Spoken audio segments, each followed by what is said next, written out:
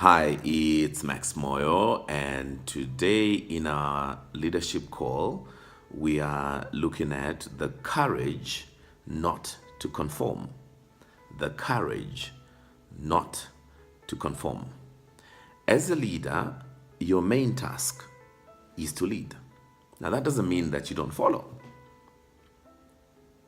but what you follow as a leader is different from what most people follow. You don't conform for the sake of conforming. You don't do what others do merely because others are doing it. Leaders follow an inner voice, what I call a call. You, as a leader, must have a vision, not of what is, but a vision of what might be. As a leader, you must think outside of the box. As a leader, you march to a different tune. I want to share with you what I believe to be the most powerful call to leadership I have ever seen. And that most powerful call to leadership is found in these words: leave the land of your birth and your father's house and go to a land that I will show you.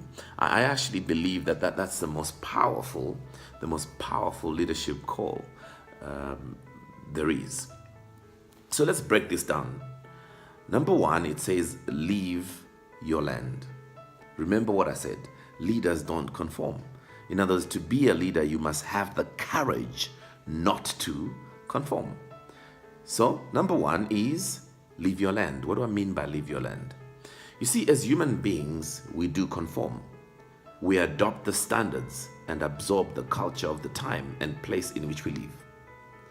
When you become a leader, you must disconnect from this conformity.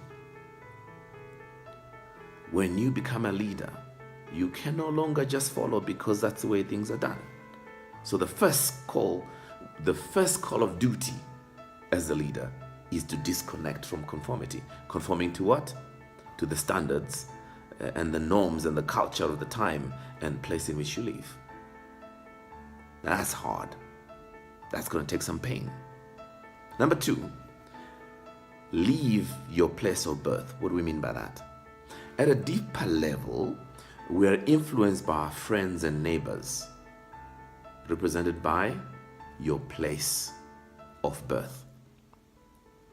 So when you now accept the call to lead, it also means you now have to disconnect from the influence of your friends and neighbors. They are not called to lead. You are. So place of birth speaks to disconnecting from what has influenced you. Third, leave your father's house. I love that one. Leave your father's house.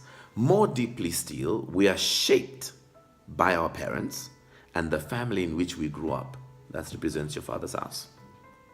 So as a leader, when you're called to lead, one of the things you now have to do is to disconnect from the influence of your parents and your family, your father's house.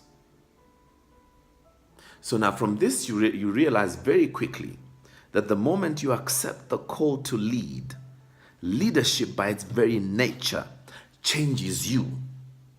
When you step into the shoes of a leader, you change. In other words, a leader has to be different, not for the sake of being different, but for the sake of starting anew. So to be a leader is to be willing to challenge the prevailing consensus. You must keep reminding yourself that leadership is not about power. Leadership is not about power. Power allows you to rule over others without their consent. Can I repeat that? Power allows you to rule over others without their consent. That's not leadership. In fact, I actually believe that true leadership is a sustained critique of power. True leadership is what? A sustained critique of power. But let's go and look at the three key the three key things that you have to look at when you are called to lead. Number one, leave your land. Two, leave your birthplace. And three, leave your father's house. In other words, I'm not talking physically about it. I'm talking about the influences. Because what influences a leader is different. So what we discover very quickly is that leadership by its very nature is change. And change is painful. So let's look at the first pain you have. Leaving your land means what? Disconnecting from the standards, the culture of the time and place in which you live, in order to connect to something bigger that makes the vision possible. And that takes pain. That's why most leaders fail, because they fail to disconnect from the land of their birth. Two, leave your place of birth. The influence of friends and neighbors can be quite dangerous to a leader. So one of the things I always love is that the people that have brought you this far, friends, neighbors, are not the people that are going to take you where you want to go. You are now a leader, and therefore it calls for a new connection. You now have to connect to people who are also leading. And so the disconnecting from friends, from the influence of friends and neighbors, is a painful experience. And so sometimes as leaders we fail because we fail to disconnect. Thirdly, leave your father's house. That perhaps is a much more difficult.